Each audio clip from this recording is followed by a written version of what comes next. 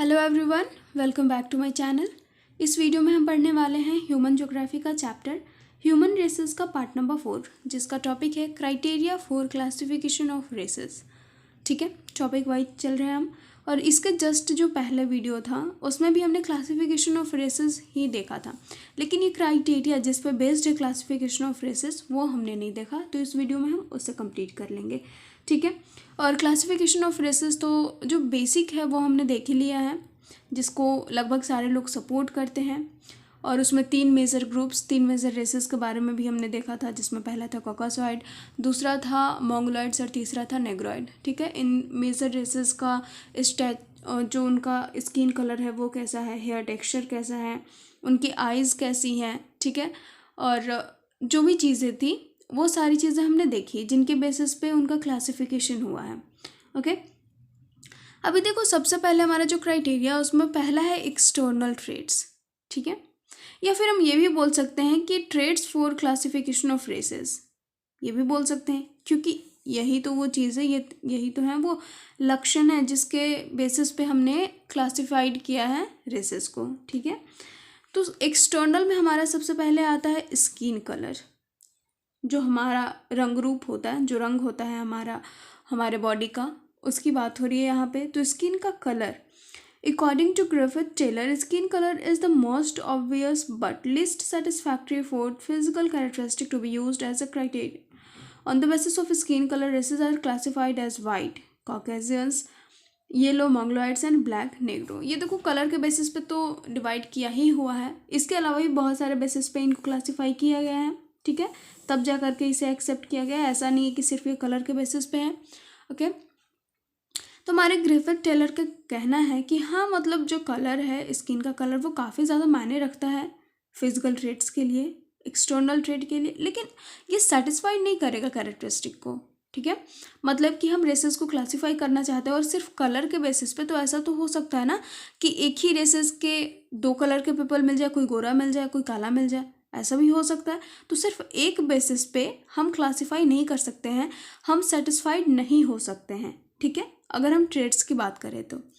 और skin colour के basis पे देखो ये डिवाइड किया ही हुआ है, जिसको याद कर लोगे तो ज़्यादा बेहतर होगा।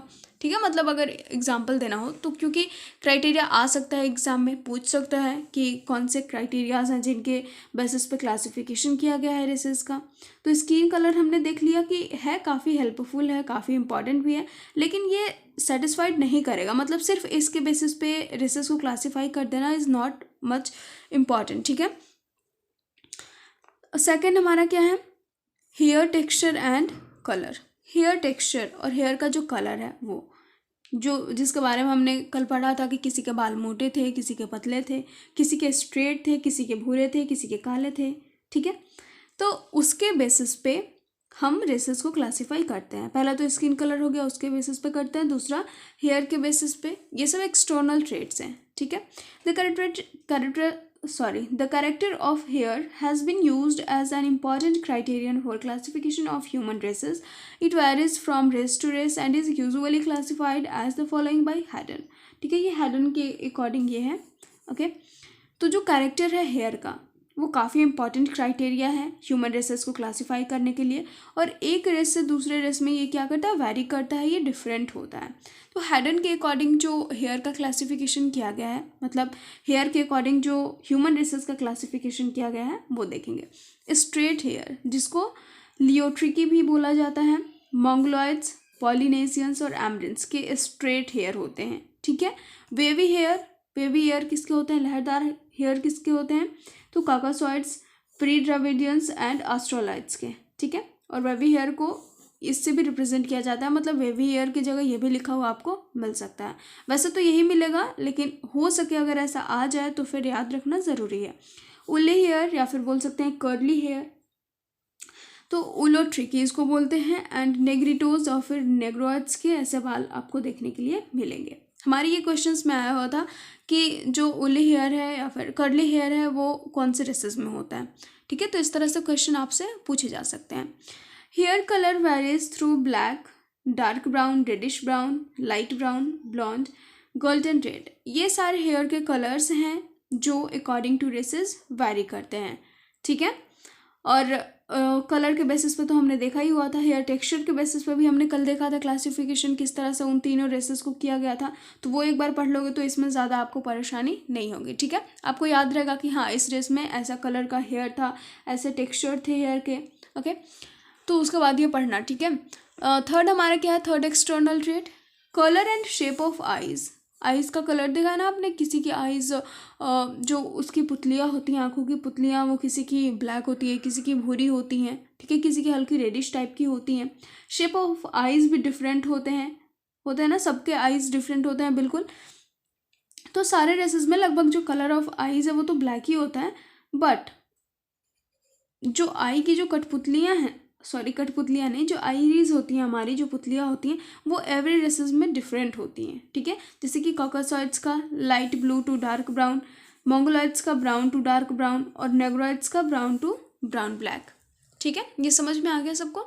आगे बढ़ते हैं, आगे हमारा क्या है, तो अब हम पढ़ेंगे फॉर्म ऑफ फेसेस, फेस के अकॉर्डिंग। फॉर्म ऑफ फेस क्या है, और जो जबड़े होते हैं उनके अकॉर्डिंग भी, क्योंकि किसी के जो जबड़े होते हैं वो हल्के निकले हुए होते हैं। ठीक है, जिससे कि मतलब पता चलते रहता है, जिसको हम प्रोग्नेथिज्म भी बोलते हैं। Projecting lower jaw can be easily observe, easily देखा जा सकता है।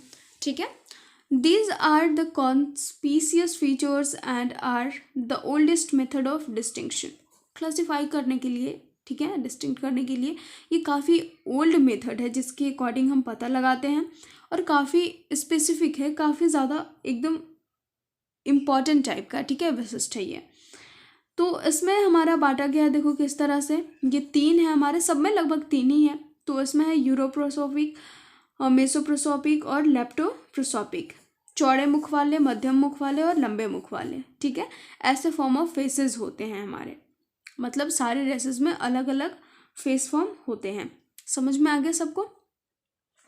और इजीली जो ऑब्जर्व्ड है ना प्रोग्नेथिज्म, जिसके जबड़े इजीली ऑब्जर्व किए जा सकते हैं, जो जॉ होते हैं वो इजीली ऑब्जर्व किए जा सकते हैं, तो वो नेग्रोइड रेस में आपको देखने के लिए मिलेगा। ठीक है, स्टैचर के अकॉर्डिंग मतलब जो कदकाठी होती है उसके अकॉर्डिंग ये काफ़ी इंपॉर्टेंट है स्टैचर। ठीक है, क्लासिफिकेशन में stature body height is the most discernible trait of the human body, मतलब एकदम काफ़ी अच्छे से आपको साफ साफ दिखाई दे सकता है, ये ऐसा ट्रेट है, ऐसा लक्षण है। ठीक है, the average stature of the world population is 165 centimetre, whereas no human group is less than 150 centimetre. टॉपिनाइट्स की क्लासिफिकेशन काफ़ी हेल्पफुल है इस बेसिस पे, स्टेचर के बेसिस पे रेसेस को क्लासीफाई करने के लिए। तो टॉल को दिखाया गया है इनके क्लासिफिकेशन में 170 सेंटीमीटर एंड एबव एवरेज। ठीक है, एवरेज से एबव कितना बताया गया है, 165 टू 170 सेंटीमीटर, और एवरेज से बिलो कितना 160 टू 165 सेंटीमीटर, और स्मॉल एवरेज अंडर 160 सेंटीमीटर। ठीक है, ये टॉपिनाट्स के अकॉर्डिंग है, टॉपिनाट्स के क्लासिफिकेशन के अकॉर्डिंग। उसके बाद हम देखेंगे लिप फॉर्म्स। ठीक है, कल हमने पढ़ा था लिप फॉर्म्स के बारे में भी कि नेग्रोइड के काफ़ी थिक, काफ़ी मोटे लिप्स होते हैं, और काकासॉइड्स के वेरी थिन होते हैं या फिर मीडियम होते हैं, उतने मोटे नहीं होते हैं। It also helps in the classification of races, varies from race to race. ये भी एक रेस से दूसरे रेस में वेरी करता है, डिफरेंट होता है। ओके, अब इंटरनल ट्रेट्स की बात करें आंतरिक लक्षण के, तो उसमें है क्रैनियल शेप और सेफालिक शेप, सेफालिक इंडेक्स। ठीक है, so the shape of head is one of the first parameters used scientifically for division of mankind into races. races में mankind को divide करने के लिए, उनको classify करने के लिए shape of head काफ़ी important parameter है। ठीक है, first जितने भी parameters हैं ना उनमें ये भी काफ़ी important है और scientifically use भी किया जाता है। उसके बाद हमारे पास है the shape of the head expressed as ratio between maximum width and length of the head. देखो कैसे इसको एक्सप्रेस किया जाता है, तो जो सेफालिक इंडेक्स है हमारे, उनको हम width of head upon length of head करते हैं इंटू 100। ठीक है, width of head into 100 upon length of head, ऐसा हम करके निकालते हैं सेफालिक index. The result is found in the form of 3 categories. 3 categories में आपको ये सेफालिक इंडेक्स के रिजल्ट देखने को मिलेंगे, जिसमें है डोलिकोसेफालिक, जिसको हम लॉन्ग हेडेड बोलते हैं, मीडियम हेडेड, मेसोसेफालिक और ब्रॉड हेडेड ब्रासिसेफालिक। ठीक है, बिलो 78.5 और मीडियम हेडेड 78.5 to 82.5 और ब्रॉड हेडेड मोर देन 82.5। ठीक है, अब उसके बाद हमारे पास आता है नोजल फॉर्म। ठीक है, नोजल नेजल जो हमारी नाक होती है उसके बेसिस पे ये किस तरह से किया गया है।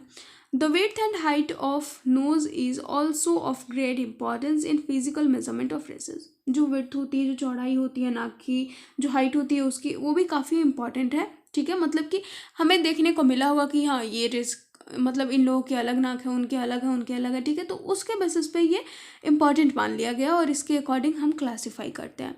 इसका इंडेक्स भी हम कैसे निकालते हैं, nose of width at nostril into 100 upon nose length. ठीक है, अब देखो जिसकी नाक पतली होगी, ये सब हमने पढ़ा हुआ है कि किसकी नाक पतली होती है, किसकी मध्यम, किसकी चपटी। ठीक है, पिछले वाले क्लासिफिकेशन में हमने देखा है। तो जिसकी पतली होती है उसको हम बोलते हैं लेप्टोराइन, मतलब उसकी नाक को, फिर मेजोराइन एंड देन प्लैटिराइन। ठीक है, समझ में आ गया सबको। अब हिंदी में लिखा हुआ है, अब इससे ज़्यादा क्या होगा। ठीक है, देखो कहीं पे कोई भी परेशानी होती है तो आप पूछ लिया करो, नहीं तो अगर कहीं पे कोई मिस्टेक दिखता है, कोई गलती दिखती है तो वो भी बता दिया करो। ठीक है, ताकि ये किसी को गलत ना मिले। मतलब कि अगर गलत होगा तो मैं उसको कोशिश करूँगी सुधार दूँगी या फिर कमेंट बॉक्स में पिन कर दूँगी लिख करके। ठीक है, और थर्ड हमारा है ब्लड ग्रुप। ये इंटरनल ट्रेट है हमारा। ब्लड ग्रुप हमारा 4 टाइप्स ऑफ होते हैं, O, A, AB and B। ठीक है, there are racial differences in blood type and composition. Racial differences हमें देखने को मिले हैं ब्लड टाइप्स में, किसी के A हैं, किसी के O ब्लड ग्रुप है। ठीक है, of the physiological traits that are employed in the classification of races, blood type is on the most important। जो हमारे physiological traits हैं ना, जिनको रखा गया है, जिनके बेसिस पे हम क्लासीफाई कर रहे हैं, ठीक है, हमारे रेसेस को, तो ब्लड टाइप इनमें काफ़ी इम्पॉर्टेंट है। ठीक है, अब हमारे पास है क्रैनियल कैपेसिटी। क्रैनियल कैपेसिटी ना बेसिकली जो हमारे साइंटिस्ट लोग होते हैं वो डेड बॉडीज़ पे करते हैं, डेड में ज़्यादा मेज़र करते हैं। ठीक है, मतलब जो लिविंग ऑर्गेनिज्म है, लिविंग ह्यूमन बींग्स है, उन पे करना ये ज़्यादा वो नहीं करते। ठीक है, बेसिकली ये डेड पे ही करते हैं, डेड से ही मेज़र करते हैं। The cranial capacity of the skull is also criterion for racial classification. ये भी एक क्राइटेरिया है जिसके बेसिस पे रेशियल क्लासिफिकेशन किया जाता है। ठीक है, measure for dead only. It is estimated that modern man has the average cranial capacity of 1450 cubic centimeter. ठीक है, मॉडर्न मैन का ये कैपेसिटी माना गया है, cranial capacity. Okay, the cranial capacity increases with the body development. जो cranial capacity है वो बॉडी डेवलपमेंट के साथ साथ इंक्रीज भी करती है। ठीक है, जब आप हिस्ट्री पढ़ोगे तो आपको पता चलेगा कि जो स्कल की कैपेसिटी थी, जो क्रैनियल कैपेसिटी थी, वो पहले कुछ और थी, फिर धीरे धीरे कुछ और हुई, फिर उसके बाद कुछ और हुई। तो इस तरह से ये चेंज होते रहे हैं बॉडी डेवलपमेंट के साथ। ओके, तो आई होप यहाँ तक आपको समझ में आ गया होगा। लिंक डिस्क्रिप्शन बॉक्स में गिवन है प्लेलिस्ट का, वहाँ से जाकर के आप पीछे के जो भी चैप्टर्स हैं वो पढ़ सकते हो, जियोमॉर्फोलॉजी एंड कार्टोग्राफी पढ़ सकते हो। ठीक है, उसके अलावा अगर नोट्स चाहिए, जिन्हें भी नोट्स चाहिए, आप जा कर के एक बार चेक कर लेना इंस्टाग्राम पे, वहाँ पे आपको प्लेलिस्ट वहाँ पे नहीं होता, हाईलाइट सेक्शन में आपको मिल जाएंगे। ठीक है, and thank you so much. मिलते हैं नेक्स्ट वीडियो में। अगर अच्छी लगी वीडियो तो please don't forget to like, comment, share and subscribe.